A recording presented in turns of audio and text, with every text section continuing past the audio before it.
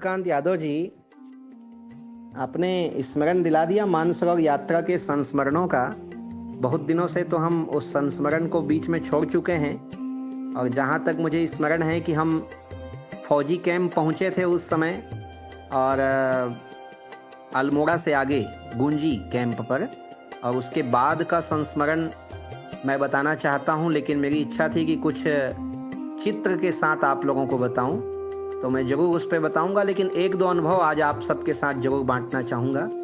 कल हम प्रयास करेंगे आपको ओम पर्वत के बारे में बताएं। ये ओम पर्वत की छवि है।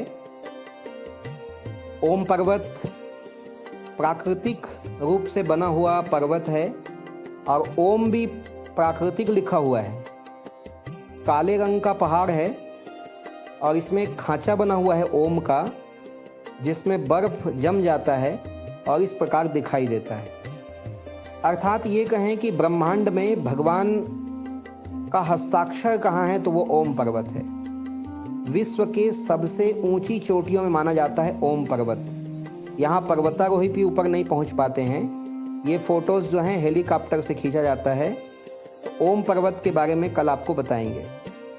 मुझे अच्छी तरह याद है, जब गुंजी कैंप के में मेडिकल टेस्ट होना था, तो मेडिकल टेस्ट के पहले जिस तरह सैनिकों की परेड की जाती है, इस तरह हमारे ग्रुप के 40 लोगों को जो एलो होता है, लर्निंग ऑफिसर, उसके सामने परेड करनी थी। उनके सामने चल के दिखाना था, दौड़ के दिखाना था, बोल के दिखाना था, ताकि वो संतुष्ट हो सकें कि हम अब आगे पैदल चढ़ाई को कर सकते हैं।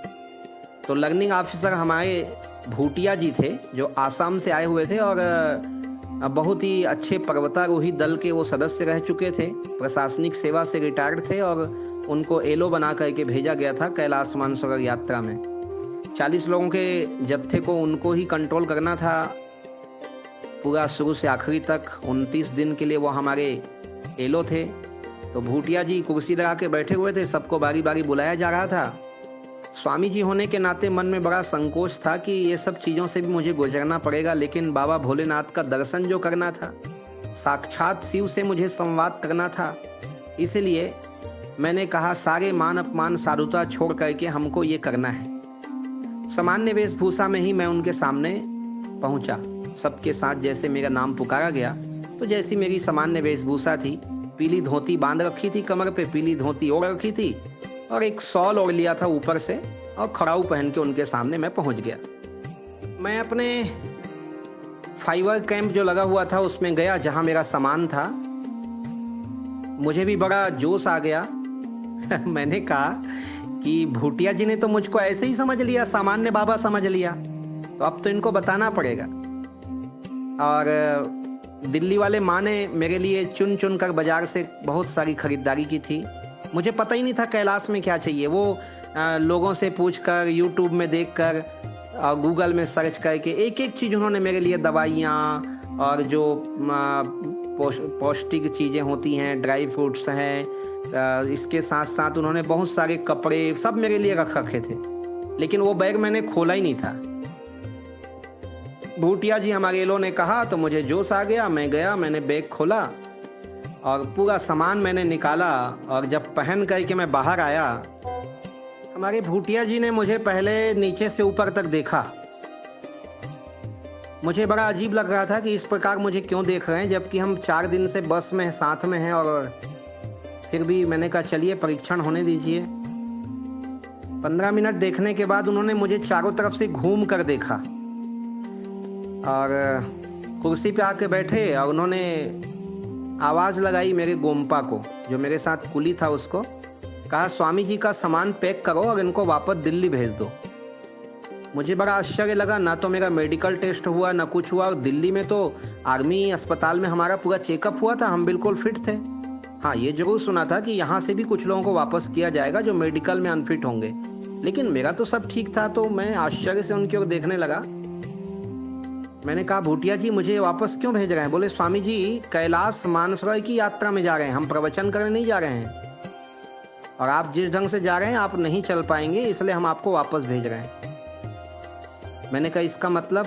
तो उन्होंने कहा यहाँ तो जैकेट, स्वेटर, मोजे, दस्ताने, जूता, ये सब पहनना पड़ेगा। ऐसे स्वामी जी के वेश में आप नहीं जा सकते। कैलाश मानसरोवर की यात्रा में जब हमें पता चलता है कि इसके आगे हमें किसी भी प्रकार का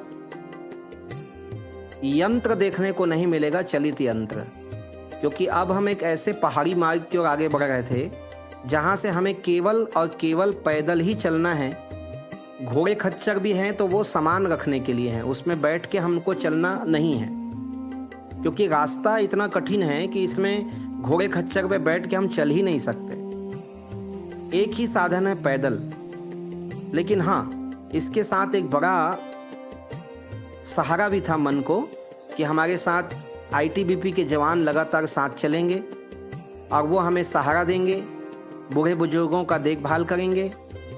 साथ में वो रास्ता भी लेके चलेंगे, जहाँ पे नदी वगैरह पार करना हो या झरने के अंदर से गुजरना हो तो वो रस्सी पकड़ा करके हमको अपने साथ ले चलेंगे। लेकिन चलना तो अपने ही दम पे था। ये अच्छी बात थी कि प्रतिदिन का रूटीन बिल्कुल फिक्स था, तय था। प्रतिदिन की कार्यप्रणाली और समय टाइम टेबल कि सुबह बिल्कुल 4 बजे उठना है, 5 बजे चल पड़ना है और जहां हमको पहुंचना है वहां 11 बजे पहुंच जाना है। 11 बजे के बाद वहां मौसम खराब हो जाता है, तेज हवाएं चलने लगती हैं, बर्फ गिरने लगता है, बारिश भी होती है। लेकिन यह भी तय था कि हमको दिन भर भी बारिश का सामना करना है, इसलिए सबके पिट्ठू बैग में रेनकोट होना जरूरी था। पहाड़ों की चमक और बर्फ की सफ़ेदी से बचने के लिए काला चश्मा भी जरूरी था। ठंड से बचने के लिए कम से कम 4 से 5 परत का कपड़ा शरीर में होना जरूरी था।